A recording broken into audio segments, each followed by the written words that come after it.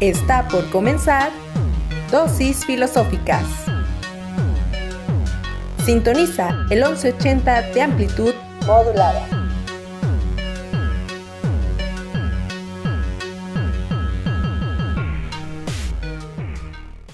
Bienvenidas sean todos ustedes a este su programa. Pues buenos días, buenas tardes y buenas noches, antes que nada, porque luego no, los modales hacen a los civilizados, dice una frase ahí medio parafraseada y de una película. Pero bueno, me sirve.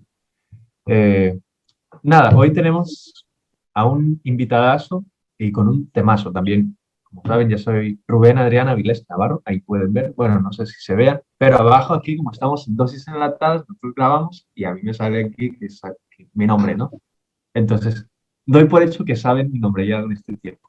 En fin, Tania, ¿cómo estás? Muy bien, la verdad, emocionada con el tema y para ver qué tal con nuestro invitado, Gabriel Alexander. A mí no me ha tocado compartir cabina, así que pues ya veremos, dijo el ciego. En fin, no es mi nombre. Yo soy Daniel Karina y pues aquí está Gabriel, por favor, preséntate. Hola, mucho gusto. Otra dosis enlatada, me gustó ese nombre. Yo soy Gabriel Alexander Campos Martínez y comparto con Rubén y con Tania la carrera de filosofía. Y hoy vamos a hablar de un tema que está en boga desde hace algunos años y se ha hecho cada vez más importante, ¿no?, en nuestras vidas. No sé si en algún momento de su continuo scroll en las redes sociales se han topado con esta palabrita. Me parece que eso es probable, la palabra deconstrucción. Últimamente suena mucho, ¿no? Aparece por todos lados. Y parecería que intuitivamente sabemos qué es, ¿no? Ah, bueno, pues seguramente tiene que ver con alguna situación en la que cuestionas cosas, ¿no? Pero pocas veces nos detenemos a hacer una descripción de las características fundamentales del concepto, ¿no? Y hoy vamos a disponernos a hacer un poco de eso, a hablar un poco de la historia del concepto, de autores y de cuál es, digamos, la forma de aplicación actual del concepto, ¿no? Ustedes, chicos, chico, ¿verdad? Eh, ¿Han escuchado sobre esta palabra? ¿Qué es lo que les viene a la mente? ¿Qué han estudiado sobre ella? Bueno, yo sí. Bueno, voy a tomar palabra. Por ejemplo, yo últimamente, como sigo muchas páginas así de feminismo, la veo mucho. Y sobre todo también cuando hablan, ¿no?, sobre los varones y tal, en el movimiento. Pero, por ejemplo, yo lo veo mucho en cuando la desconstrucción en tanto nosotras mismas, desde separar todas estas estructuras, ¿no?, que se nos fueron implementadas. Por ejemplo, no sé, lo mismo de siempre que con lo que se sigue combatiendo, ahorita ya pues tiene más visibilidad o ya se divulga más. Por ejemplo, no sé, con las amas de casa, y no precisamente así como que, tú eres ama de casa porque siempre se te fue implementado, ¿no? Sino en esta introspección, se podría decir, de hacernos a nosotras mismas. Yo le hablo nosotras mismas por movimiento. Y sobre cómo es todo este proceso, ¿no?, de darnos cuenta en cómo naturalizamos muchas cosas desde chiquitas. Y siento que por eso a muchas y a muchos nos cuesta todavía eso, ¿no? Porque, por ejemplo, siempre, pues desde chicos nos dicen, es que eres niña, tienes que actuar, tienes que ser la sumisa, tienes que actuar, hacerle caso a los varones, a tu pareja, tienes que obedecerle, tienes que limpiarle, tienes que hacer esto, esto, esto y esto.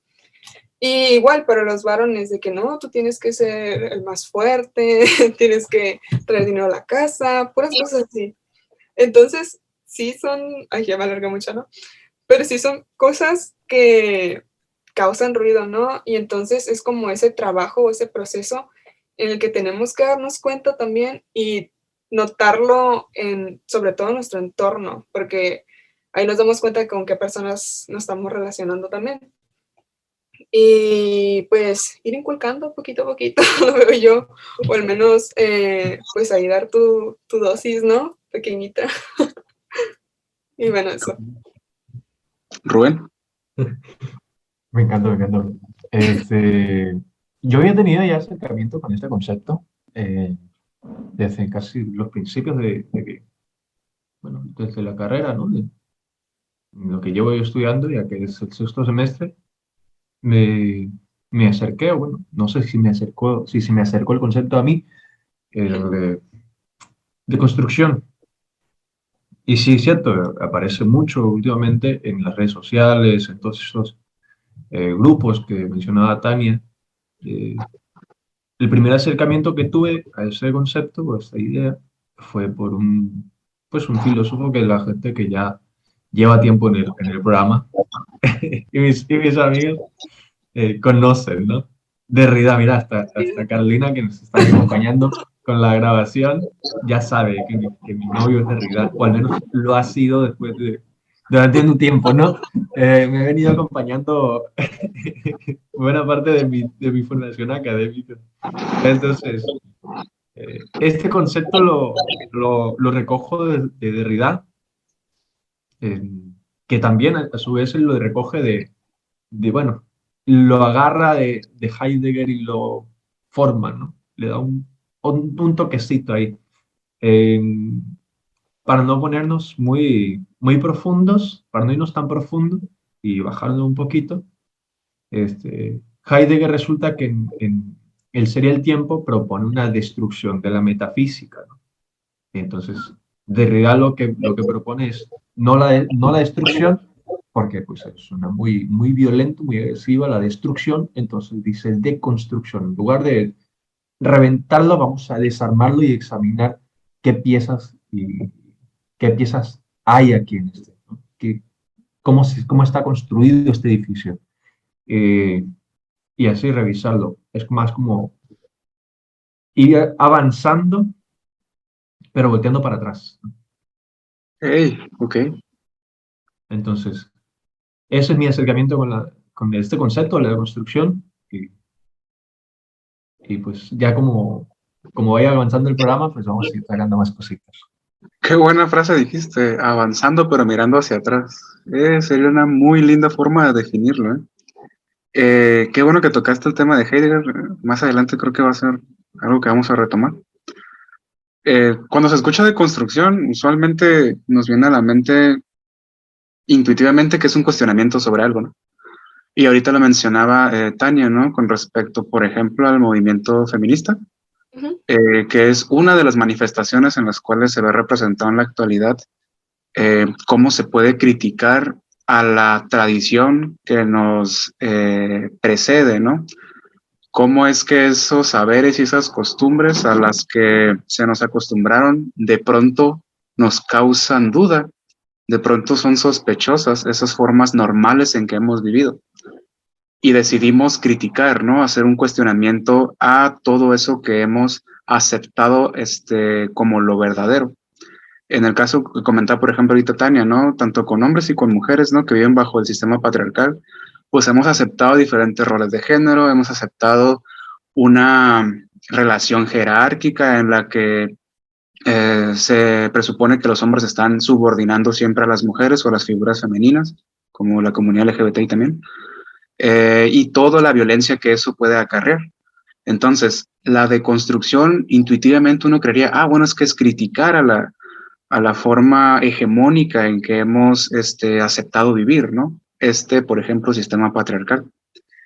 ¿Quién, ahorita lo mencionó Rubén, quien hace famoso el concepto es Derrida, así es, en su libro de la gramatología.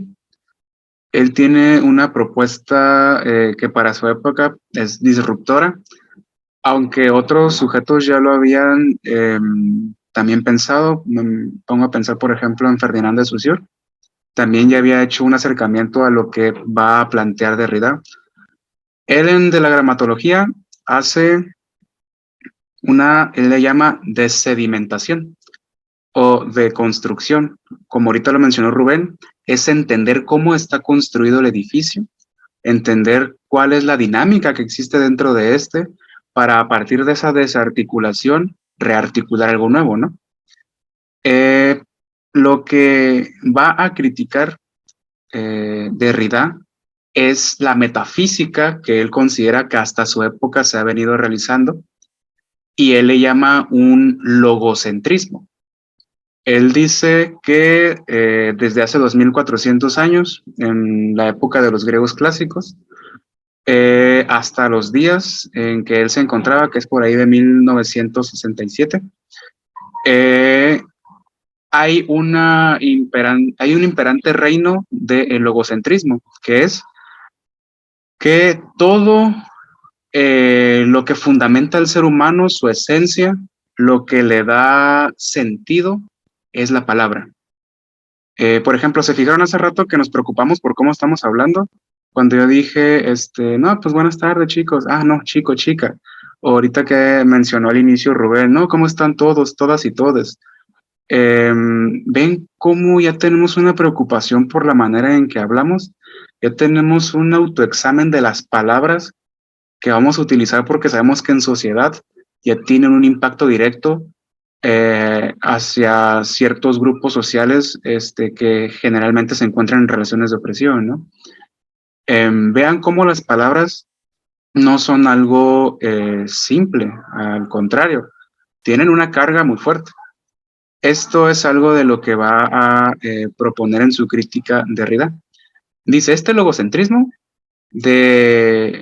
anterior a mí, lo que entiende es que una palabra ya tiene en sí misma el significado, y eso va a perdurar durante todo el tiempo. ¿Cómo podemos entender esto? Imaginen que hace 2400 años, en la Grecia clásica, alguien escribe unas letras en un Partenón y traducidas al español significan conócete a ti mismo. Según la tradición logocéntrica occidental que plantea Derrida, esas palabras que dicen conócete a ti mismo, durante esos 2400 años de existencia que hemos tenido, van a significar lo mismo. Esas palabras tienen el contenido, ese significado. Eso era lo que pensaba la tradición hasta Derrida. Pero Derrida dice, no, las palabras por sí solas no significan cosas. Las palabras necesitan una relación con respecto a un contexto sociohistórico para significar algo. No es que unas letras ya tengan el significado o que se correspondan con el objeto, no, con la realidad. No, se van a corresponder con las relaciones sociales a las que lleguen. Ahí está la diferencia, dice Derrida. No es lo mismo noctis euton, que es no conócete a ti mismo, en la Grecia clásica, que cuando tradujeron la palabra romano, por ejemplo, ¿no? Y no es lo mismo frase, no palabra, cómo ha transformado su significado a través de los tiempos.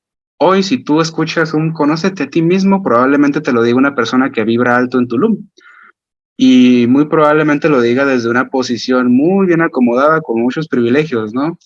Y quizás tenga implícito algo de clasismo y algo de racismo. Es muy probable que si tú escuchas esa palabra hoy, tenga ese significado, ¿no?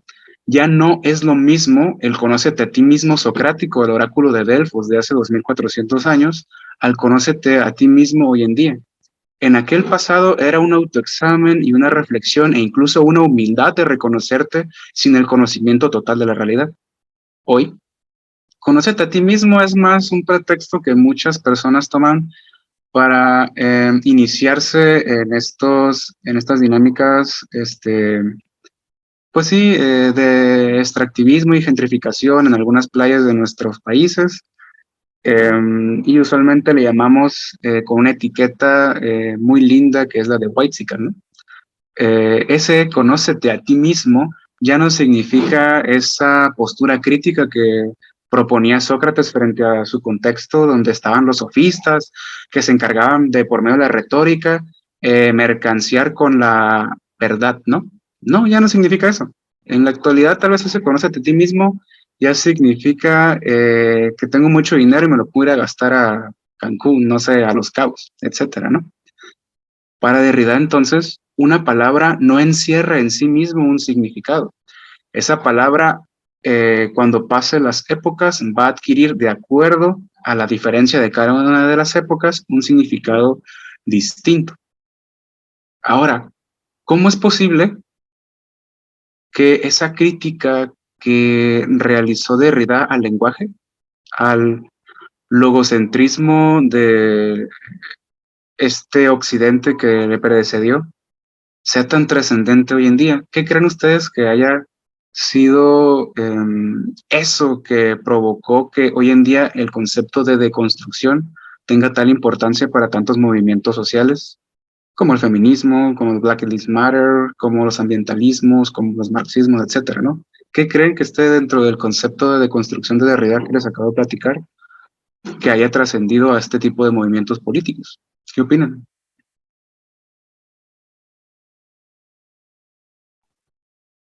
Dale, Taco. Empiezo yo. Tú le entras a la bomba esa, a la punta. O le entro yo. Ay, no hablen de bombas ahorita. Ay, perdón. Bueno, se me fue, lo siento. Lo lamento, lo lamento. Bueno, empiezo yo. Venga, va. ¿Por qué no? Me parece a mí que ha tenido mucha influencia el pensamiento de Derrida. Incluso he llegado a decir, he llegado a sostener que esta parte del siglo es derridiana por la influencia de- del pensamiento de Derrida, pues, ¿no? Así como alguna vez dijo Foucault que el siglo iba a ser deleuziano, pues esta parte del siglo me parece a mí que es derridiana. ¿Por qué tuvo tanta influencia? Bueno, por la adaptación. Fíjate que cómo entiende Derrida el texto. Esa parte es muy importante. Al menos, así como lo interpreto yo, mi interpretación de Derrida. Cada persona y cada trazo, cada gesto, cada movimiento es una escritura, ¿no? Es una forma, un mensaje, ¿no? Algo te quiere decir, algo dice, algo significa.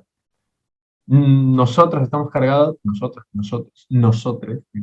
que me corrijo a mí mismo, eh, estamos cargadas de, de, de tantos mensajes, de tantos trazos, y, y el texto no es deja de ser solamente una escritura muerta, ¿no?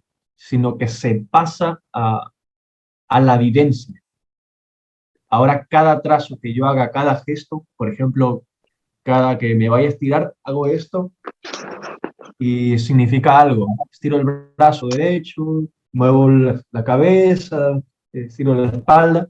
Eso significa algo, porque pude haber hecho otra cosa, pude haber me pude haber estirado así, pude haber hecho este gesto y no lo hice, ¿no? ¿Por qué así, no de otro modo? Eso es lo importante. A mí me parece que es la pregunta clave eh, que se hace, ¿no? A partir de la deconstrucción, ¿por qué hacemos las cosas así y no de otro modo? ¿Por qué escribimos así y no de otro modo? Entonces, ¿por qué vivo la vida de este modo? ¿Por qué pienso de este modo?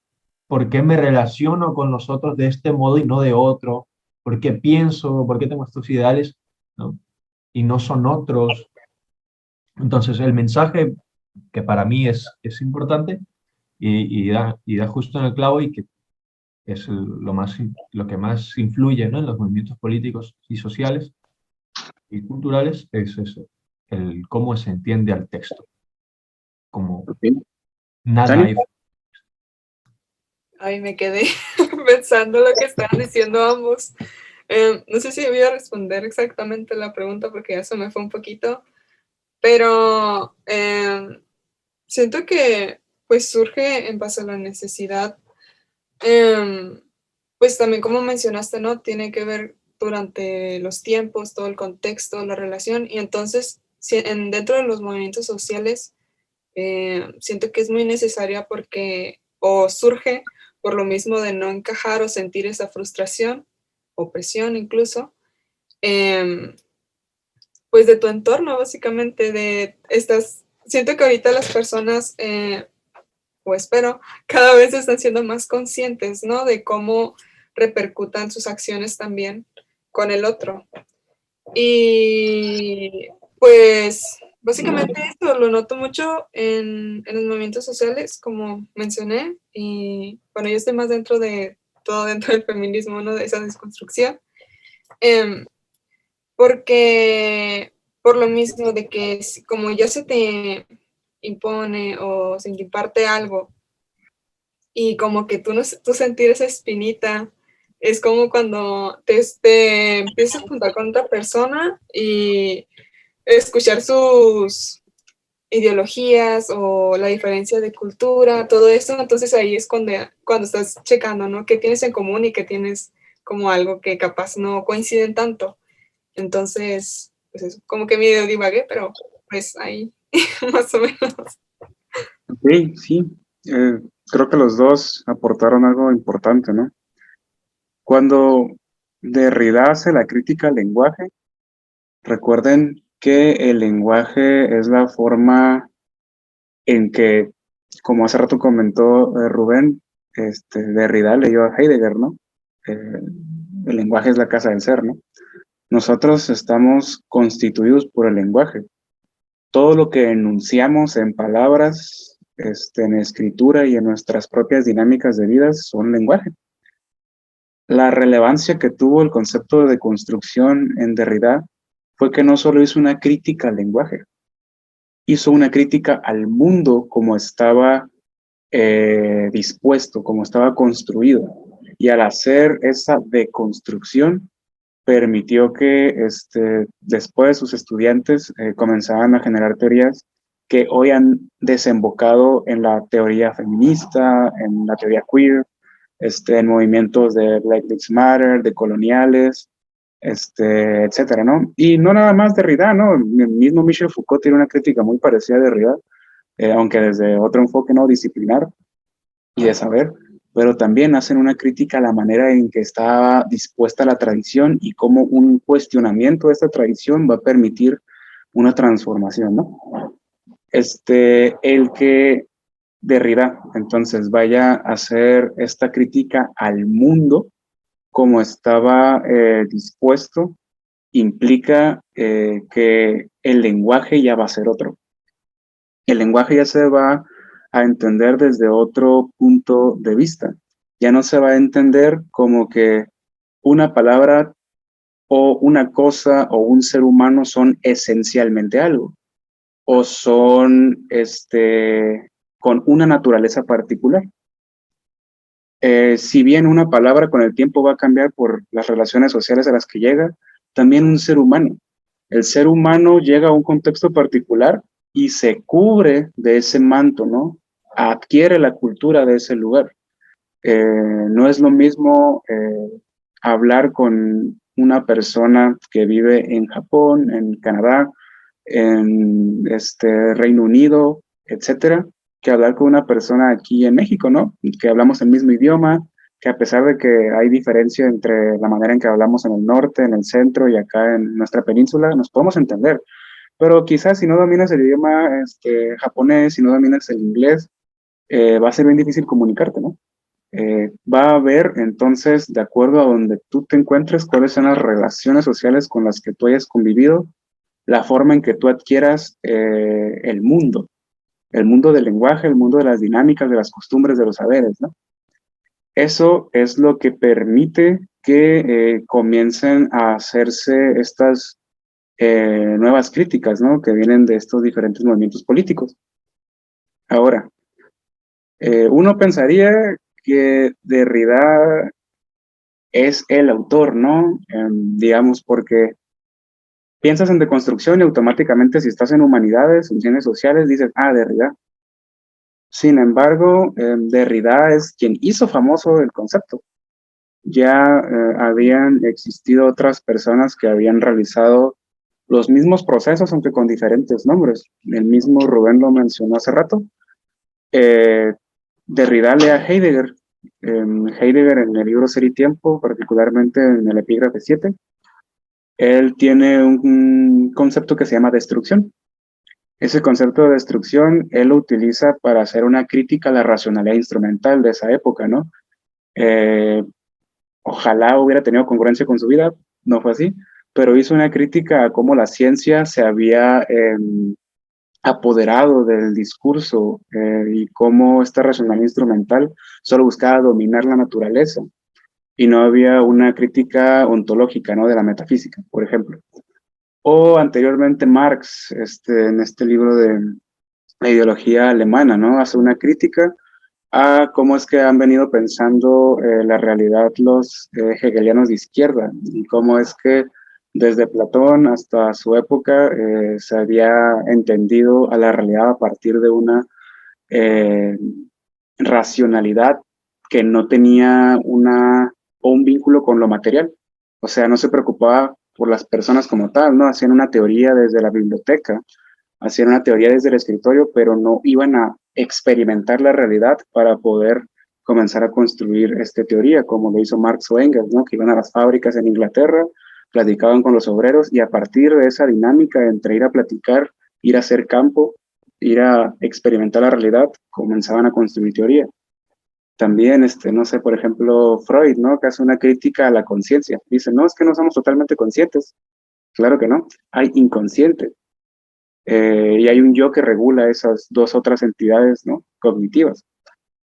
O Nietzsche, que hace una crítica a la moral, que también a partir de Platón se comenzó a instrumentalizar, ¿no? Que era concebirte bondadoso y darle nada más el valor a lo bueno, y lo dionisiaco o aquello tóxico estaba relegado, ¿no? Como si la voluntad fuera algo que tuviera que contener. Y dice Nietzsche, no, es que la voluntad no es algo que se pueda contener, siempre está a flor de piel, ¿no? Algo que también recoge Schopenhauer. Y así nos vamos a ir con muchos autores que critican la tradición que les predecesó. Entonces, precedió, perdón. Esto de la deconstrucción, sí, Derrida lo hizo famoso. Sin duda, escuchas deconstrucción y te remontas a Derrida, pero cada una de las personas que han tenido la capacidad de salirse de la pecera, de ser los pececitos que ven el agua en el que están nadando, han hecho eso. Han hecho una crítica a los saberes y costumbres de la tradición en la que se encuentran, intentando transformarla, ¿no? Con esas dudas, con esos cuestionamientos, etcétera. De ahí que en la actualidad exista esta fama del concepto, ¿no? Porque se utiliza para diversos movimientos. Ahorita ya mencionaron por parte de Tania, ¿no? El movimiento de las compañeras feministas, que es sumamente complejo y diverso, ¿no? Y tiene sus propias posturas que buscan cosas distintas, pero el eje es la crítica, cómo es que nos hemos concebido mujeres y cómo es que el patriarcado nos está alienando, ¿no? Pero también existen otros movimientos, el Black Lives Matter o todos estos movimientos contra el racismo, en Estados Unidos, la compañera Angela Davis, ¿no? Que hace una crítica a cómo ha sido la brutalidad contra las personas racializadas. La comunidad LGBTI, la teoría queer también tienen mucho que ver, ¿no? ¿Cómo entiendo yo el género? Si esa cosa es algo que se le ha impuesto a las personas desde que el patriarcado existe, ¿no?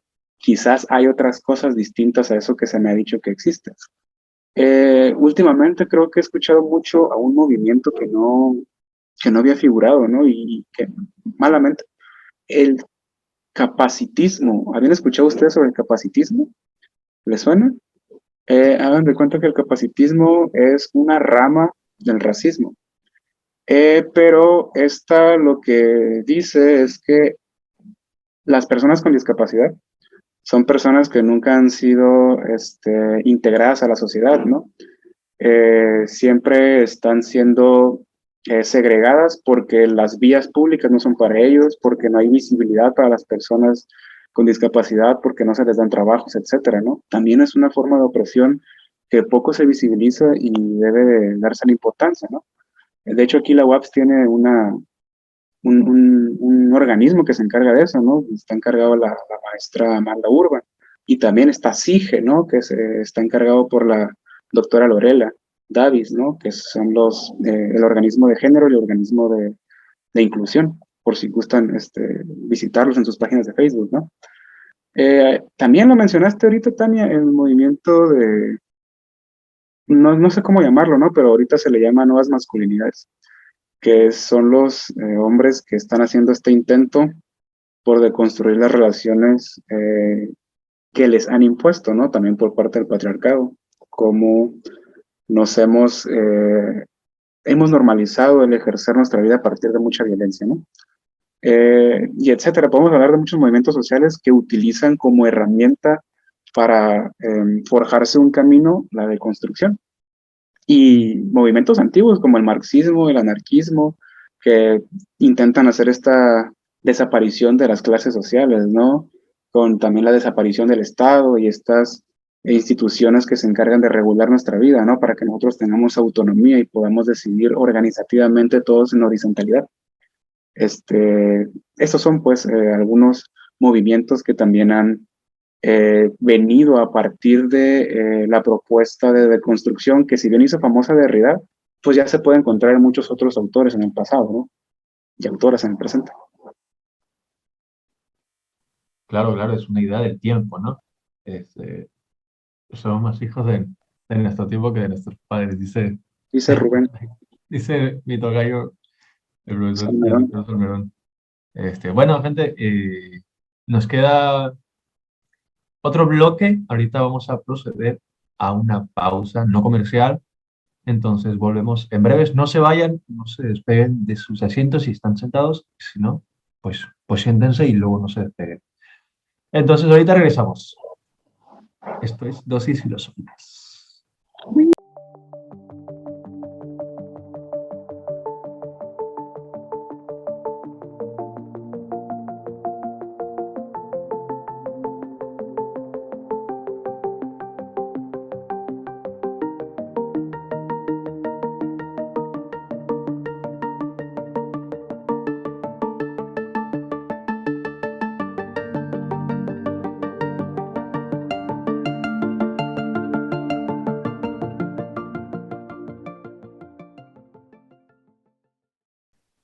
Tres, dos. Pues aquí estamos de vuelta, gente, con este programa de Dosis Filosóficas, dosis enlatada. El tema, pues, es la deconstrucción. Ya lo veníamos comentando en el primer bloque.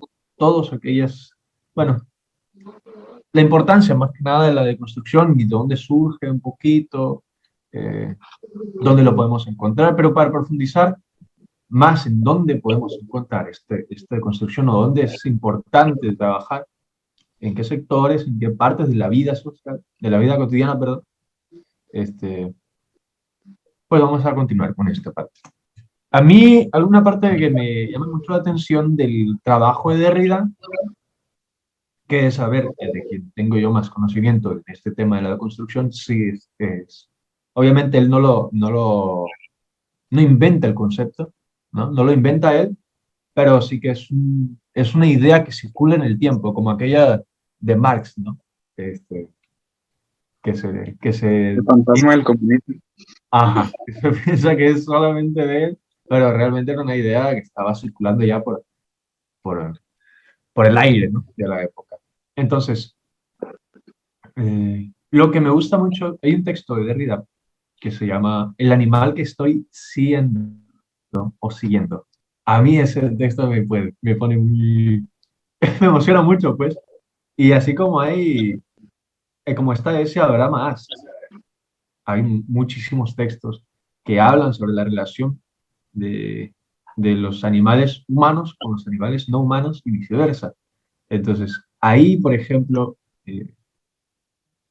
entra la deconstrucción y entra con cuchillo filoso. Entra con cuchillo filoso porque están olvidados por quiénes por nosotros. Y algo que comentaba Gabo en el primer bloque, bueno, mencionó algo, perdón que me atoro, ando medio Antonio, bueno, medio Antoine. logocentrismo. Una crítica que hacía Derrida a Lacan era que su psicoanálisis o su interpretación del psicoanálisis era falogocéntrica. Falogocéntrica. Este, la crítica que hace Derrida a la metafísica de Occidente dice que es la metafísica de la presencia. ¿Por qué de la presencia? La metafísica de la presencia, esta idea consiste en que Occidente se ha construido entre luces y sombras y colocan las luces aquellas, digamos, imágenes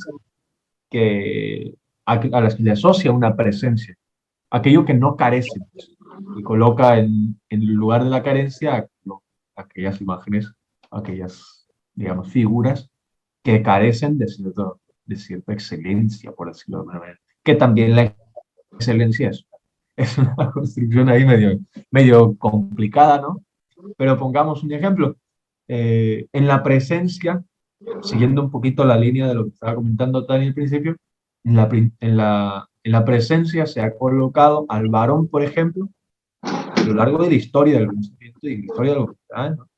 En la presencia se ha colocado al varón y se ha colocado en la carencia al lugar de la mujer, ¿no? O sea, se ha condenado a ese lugar de la mujer. Entonces, es importante la deconstrucción para evidenciar estas situaciones, pues, ¿no? Este juego de luces y sombras de la metafísica de la presencia que hasta hoy nos condenan y nos castigan de cierta manera, pues, ¿no? Entonces, ahí entra la deconstrucción y ahí otra figura de presencias y ausencias, por ejemplo, razón del egocentrismo, bueno, el varón o el ser humano se le ha colocado en el centro y a los animales no humanos, pues en un lugar ahí muy oscuro, muy oculto. Ya veíamos cómo interpretaba, cómo veía Descartes a los animales, ¿no? Como máquinas, como relojes ahí que no tenían nada, o sea, no tenían sentido más que estar ahí. De ahí que nazcan estos movimientos ecofeministas o contra el especismo, ¿no? ¿Por qué Claro. diferenciarnos de estas criaturas que nosotros también somos? La única diferencia es que pues, generamos lenguaje, ¿no? Y a través de él podemos abstraernos de la realidad, pero fuera de eso seguimos siendo animales. Entonces sí. Sí, entonces esa es una denuncia que hace Derrida respecto a esos temas. Algo que diferencia también a Derrida, por ejemplo, con Foucault, que también es un gran impulsor de esta idea, no directamente no con esa palabra como tal, ¿no? Pero sí que en sus ideas, en sus textos se lee, se entiende todo esto. Es un gran crítico de esta situación. Bueno, algo que lo diferencia es la forma de la escritura, ¿no? Decía Derrida que Foucault, ¿cómo podía ser un crítico tan fiel del sistema si escribía tan sistemáticamente, como si fuese algo tan fácil? Y Derrida, pues, escribía cada vez más, se fue alejando de la escritura Sí, formal o de la siempre escritura. se me hace mucho más fácil leer a Foucault que leer a Derrida, la verdad, ¿eh? Sí. Sí, Como que le quiso copiar a Heidegger en la oscuridad, en la manera en que brincaban todos su estructura de texto, pues porque en realidad nada más la gramatología y la diferencia son los únicos textos que parecen manual, ¿no? Ya los otros ya son más crítica a figuras literarias. Entonces, está cool, pues. Tani. Sí, yo me quedé con la espinita que Gabo dejó antes de que estaba la grabación, sobre cómo se utiliza como una manera de justificar, ¿no? Y yo dije, oh, sí, aquí es. Porque, o sea, me hace pensar en las situaciones en las que incluso, mira, para empezar, la usan como una justificación, ¿no? De que ya cambié y vuelvan a hacer lo mismo. No, pues ya cambié, dice, voy a cambiar. Eso hace mucho en las relaciones, por ejemplo. Sí, bien claro. O incluso la usan hasta de que, no, es que yo ya cambié, eso nunca pasó. y ya como que no se quieren hacer cargo de los actos que sucedieron, pues. Y eso puede pasar incluso en situaciones muy fuertes, por ejemplo, pues la violencia, pues todas las violaciones, los robos, todo lo que tiene que ver eso. Y es como que la persona o el individuo nunca se hace cargo, ¿no? Nunca se quiere hacer cargo y lo usa como una justificación de que no, es que todos somos humanos, todos cometemos errores y tal. Y sí, obviamente, pero que no, ¿cómo decirlo? De una manera que no suene como muy de Pablo Coelho. Es que no se responsabiliza, nada más lo usan para pretexto, ¿no? Sí. Porque puedes reconocer en lo que estás mal, pero puedes continuar haciéndolo. Uh-huh. Y tú que te responsabilices de tus violencias. Sí, y siento que es muy importante el estar tocando este tema constantemente, incluso pues ya lo vemos más actualmente, pero estarnos recordando nosotros mismos que no solamente se queda en plena teoría, ¿no? También ponerlo en práctica sobre todo, porque si no, ¿qué caso tiene? Entonces, pues sí, eso. El que Derrida haya planteado y todos los autores, ¿no? Críticos con la tradición hayan intentado hacer este cuestionamiento por la manera en que se vive, por los saberes, las costumbres, implica que no hay un punto de término, no hay una meta para llegar al final, ¿no? Aquí ya estamos todos deconstruidos, deconstruidas, ¿no? Sí. Es un proceso que mientras exista tiempo y mientras exista lenguaje, se va a seguir dando. La deconstrucción siempre va a ser un proceso. No hay un punto de llegada. Siempre cuando tú consideres que ya eres una persona crítica, aún hay cosas que criticar. Aún hay cosas que seguramente haces que están afectando a otras personas. Ahorita que lo comentaba Tania, ¿no? Hay gente que se dice, no, es que ya estoy deconstruida. No. Yo ya la hice. Habría que checar un poquito la humildad y habría que checar si es cierto que no sigues reproduciendo las violencias machistas, racistas, etcétera, ¿no?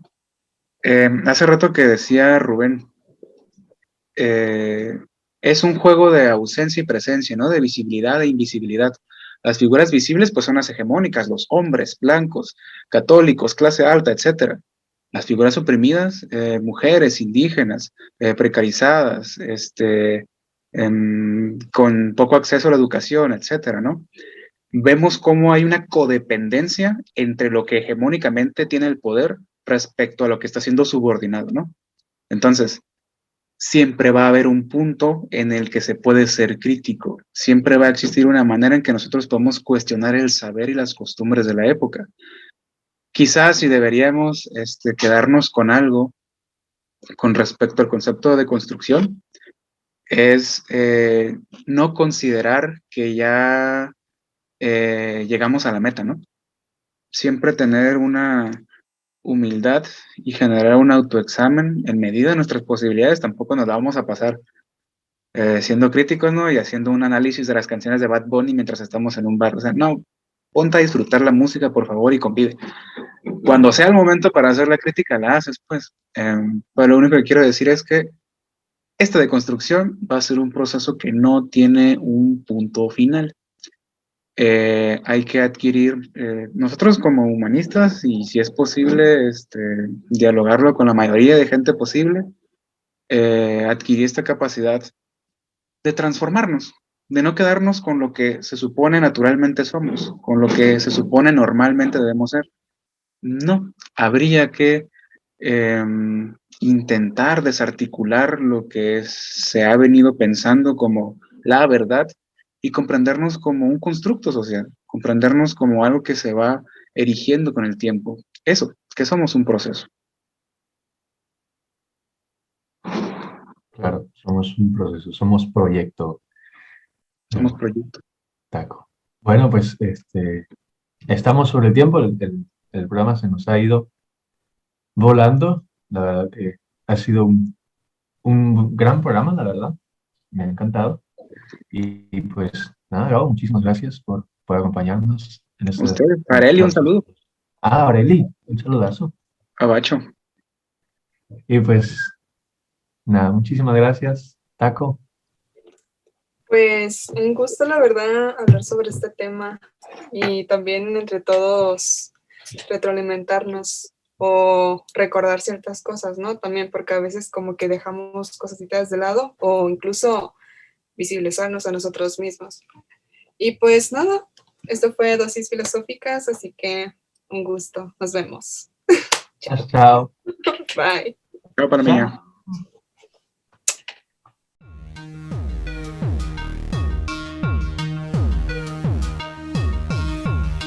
Hasta la próxima. Esto fue Dosis Filosóficas. Gracias por sintonizar el 1180 de amplitud modulada.